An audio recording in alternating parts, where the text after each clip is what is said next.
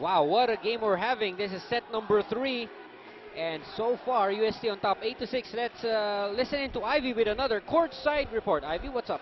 Thanks, Ian. We'll have another update regarding Angueta Baquero's condition. According to our first aiders, it's probable LCL, so it's nothing as serious as ACL. So it's just a ligament that has been that has hurt Angueta Baquero today. So she's now being brought to UST Hospital for MRI, so we can confirm her actual condition.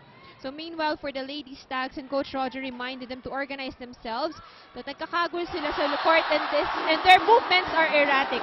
They don't communicate, that's why napapatayan sila ng bola. They have to take note that UST has been blocking very well, so they have to tighten their coverage and execute smarter plays. Back to you guys. All right, thank you, Ivy. And that courtside report brought to you by Mighty Bond. Mighty fast, mighty strong, Mighty Bond.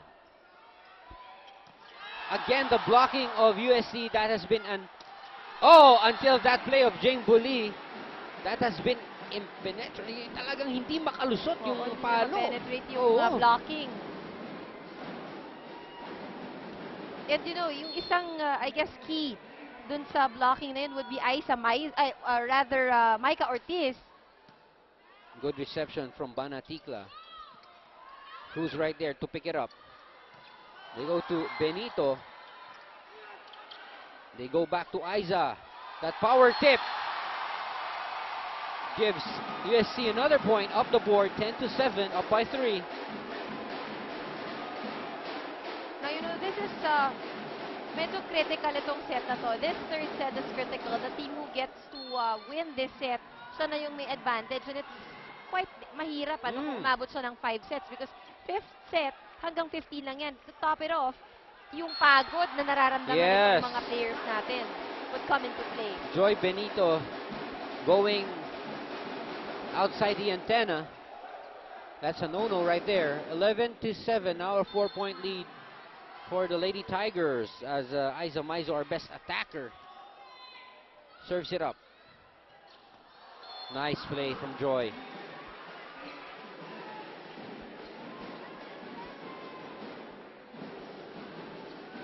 Axel, the official outfitter of the Shakey's V-League. Thank you, Axel. Belen, serve to Curato. Micah Ortiz, this time defended by Buali. Pepita right there. Free ball to Suzanne.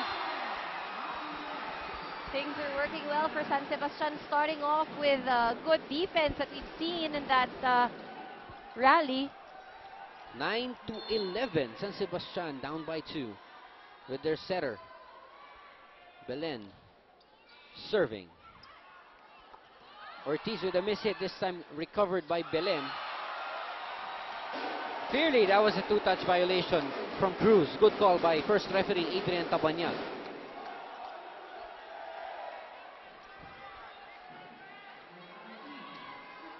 J. Mark's Tuna Grill, the best grilled tuna in town. That's J. Mark's Tuna Grill.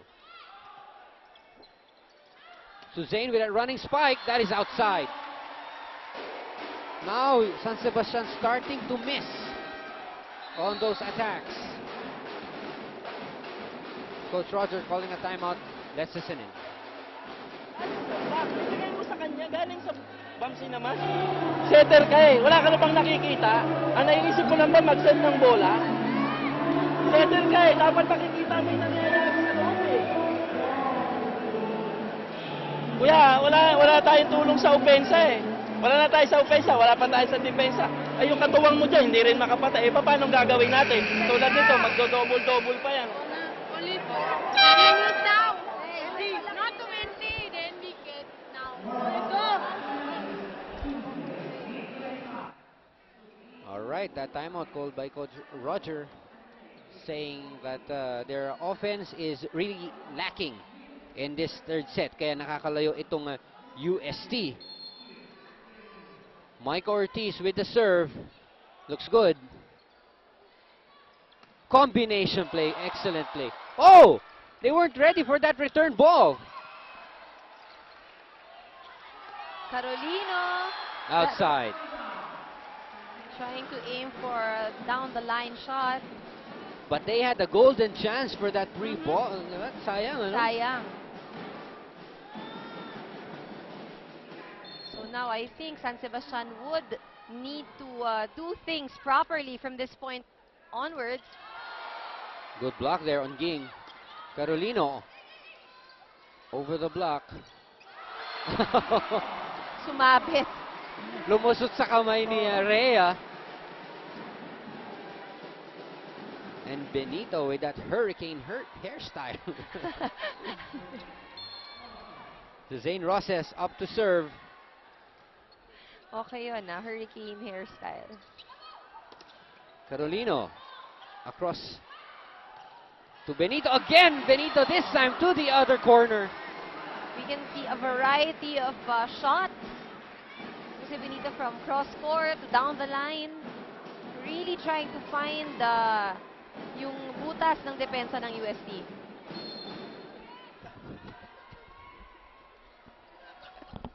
And UST now, the lead of UST now only down to 1 with his free ball.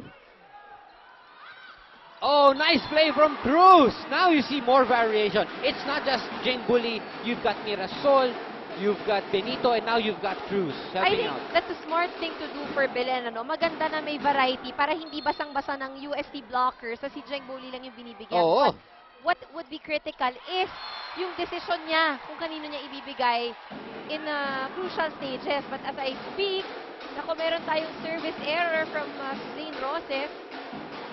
Wow, and that is so unlikely of a Suzanne Roses. That's why yung each and every point is very important right now for San Sebastian. Kailangan nilang makuha as much as they can. Benito with a miss hit, giving USC back a 2-point lead, 15-13 here in set number 3. Shakey's, if it's fun, family pizza, it has got to be Shakey's. Oh, service ace from Carolino. And with that service ace of M, UST storms into the second technical timeout of the third set. They are up 16-13.